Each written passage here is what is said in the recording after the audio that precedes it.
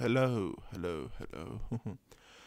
I am recording this one a bit late in the day, and for those of you who've been following the show regularly, I am still at my father's house, and the internet situation here isn't the best, so it's gonna take a while for this one to be uploaded and published. Anyways, I've been teasing it for a while, so here it is, the story of my grandfathers. And I don't know why am I saying it, why am I telling it. Mainly because I don't know, I want to find a way to immortalize them, even if it's in this show, which, well, um, not a lot of people listen to, but it's something at least. You can search for it. By the way, the drink today is lemon flavored carbonated soda. Yes, I love this stuff. I love carbonated everything, but the unflavored carbonated soda, which is arguably the less harmful of this concoction, tastes like sulfur, so I don't like drinking that one. I'm sorry if I sound a little nasally too. It's seasonal allergies and they are going rampant on me. So, to the story. Imagine, if you will, in the province of Isfahan, or Isfahan, for those of you who are outside of Iran, Isfahan is directly under Tehran. It's a province. It's kind of historical, long story. Um, the people have their own accent, their own dialect, and yeah, that is enough, I guess. Oh, they are kind of religious too, which I hate. It's a very hot city, province as well, because it's near the desert. Not as much as Yazd, but well, it's still near the desert. And in the province of Isfahan, there is this village called Diligun. Now, there are two brothers in that village. There are actually three, but the third one doesn't come into the story, so we sort of, you know, we don't we don't mention him. I think his name is Abbas, I'm not sure. These two brothers are Karim and Ghulam Hussein, and they are bakers. But Karim, beside being a baker, is also how do I say it? He's a missionary. I don't know the proper term for it. He's a religious missionary. He goes to religious gatherings and does sermons, but he's not a ahund or a priest. So, Karim marries a woman named Fatima, and but they do not have a child yet. They cannot get pregnant for some reason. They do what most people did back then, even if they, especially when they were that religious, they go to religious sites and pray for a child, and ultimately they get it. They get a baby boy, and I'm sorry, my nose is kind of running, so I keep touching it, which is not good with the corona. They named the child Akbar, and Akbar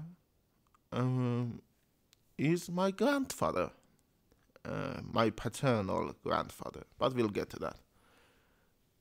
Well, when Akbar was 5, 6 years old, his father dies, and well, he lives with his mother. But the problem is, his uncle, Ghulam Hussein, feels like Akbar is his own property. It's a different time in Isfahan there are a lot of sexist ideas. The child belongs to the father. Actually, it still is in Iran, so we haven't changed that much. And all of this stuff is like 80 years ago, 90 years ago. And he comes and takes the kid away from the mother and brings him to Diligun, the village. But the mother isn't going to take it sitting down. He goes and grabs the child and bring it back. And they do this for a while until, out of the force of nature and tiredness, I don't know the reason either, Ghulam Hussein marries Fatima. So Akbar's uncle becomes his stepfather, which is kind of fucked up and kind of soap opera-ish, but, well, it's the truth. Now, the thing about Akbar is that he's going to school, but the original form of school, not what we know as a school today. It's called Maktab. There is one guy sitting in a room and teaching a bunch of kids about Quran and all of that stuff. But he's also a dictator and he's the king of the classroom. So for 2 hours every day after lunch, he would lie down and ask the kids to, I don't know how to say it. Have you seen those movies where the slaves are doing the palm leaf thing? That. And the day when it was Akbar's turn, he doesn't go and he never goes there again. So effectively, he's illiterate. Now, while all of this is going on the other side of the country, in Tabriz, which is on the northwest of the country, there is another family. The father is what do you call him? Carpenter, a woodworker. And he has a daughter named Isfahan. That may not be her name, but I don't give a shit. I will get to that. Then he has another child. He names him Mahdi. That is my other grandfather. Now, Mahdi was born in a sort of poor family. His father was a carpenter. He wasn't, the best. And it was a big family too. They were 3 brothers. 2 of them came after Mehdi. Mehdi was the first one, and then 2 other boys. And there were 2 girls. They were a big family, and they needed a second hand. So Mahdi, being the illiterate one, he goes to school, goes and starts teaching in the remote villages around Tabriz, which is not easy, especially back in the day. And Tabriz, for those of you who don't know, in Iran, is a very rocky terrain. There are a lot of mountains. It gets unbelievably cold there. Lots of snow, lots of avalanche. It's very cold there. I need to reiterate that. But he goes and teaches them. But he realizes that by doing this, he can't provide the way he wants to. He can't provide for his family the way he wants to. And he doesn't want to be like his father. So he goes and studies to become a doctor. And he manages to do it. He graduates top of his class. And the Iranian SATs is called concours. And he does the best in that too. And goes to university and learns to be a doctor. He becomes a nose, ear, throat specialist and surgeon. And, he gathers a big name for himself. While in the other side, in Isfahan, I'm trying to make it interesting. Tell me if it works or not. But on the other side of the country, in Isfahan, Akbar has now 2 siblings, both step sibling, a younger brother by the name of Asghar and younger sister by the name of Batul. Now, Akbar only knows one thing. His father has done it, his father's fathers. I don't think they have done it, but his uncle has done it, his other uncle also has done it. He is a baker. He works in the bakery. And he works his ass off. It wasn't hard. It wasn't, it was hard. It wasn't easy. Bakeries that those days, first of all, they weren't automated. So, they were a big pit of fire and they would lean into it to put on. Apparently, I haven't tasted it because when I was born, my grandfather was retired, but apparently he was a damn good baker too. Like, one of the best. And the type of bread they made were sort of a sweet bread. I don't know why, but, well, he was a baker. Now, he marries when he's, I think when he's 18 or, let me see, when he's 24, I think, or 22. I'm not sure about this, I'm sorry. He marries a girl, a 14-year-old girl. I know it sounds horrible, and it was horrible, but it was the norm back then, so I don't know. He marries a 14-year-old girl by the name of Alam. Her name isn't Alam, but we called her Alam.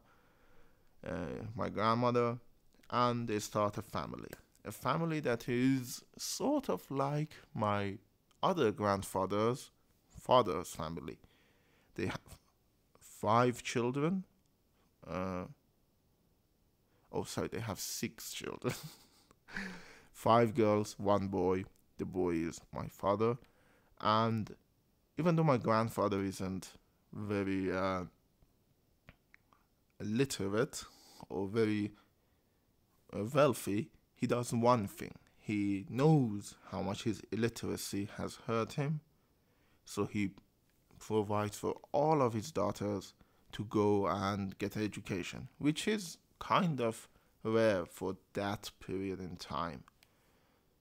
While on the other side of the country, on my mother's side, my grandfather meets a woman named Simin.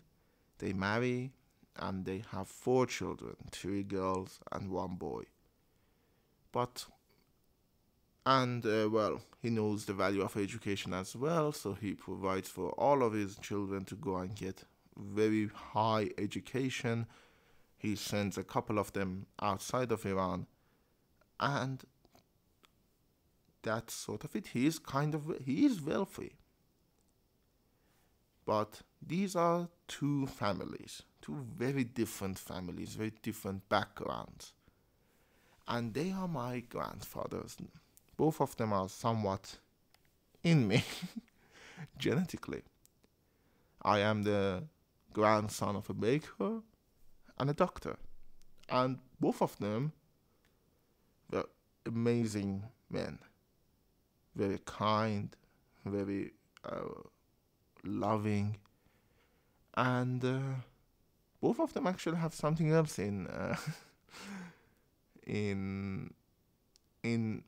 what do you call it? In common. I'm sorry, my brain is drugged up like hell. Both of them have something in common too. They are amazing fathers, but very shitty husbands. My grandfather, my paternal grandfather, the baker, Akbar, never really loved his wife. He never hid it.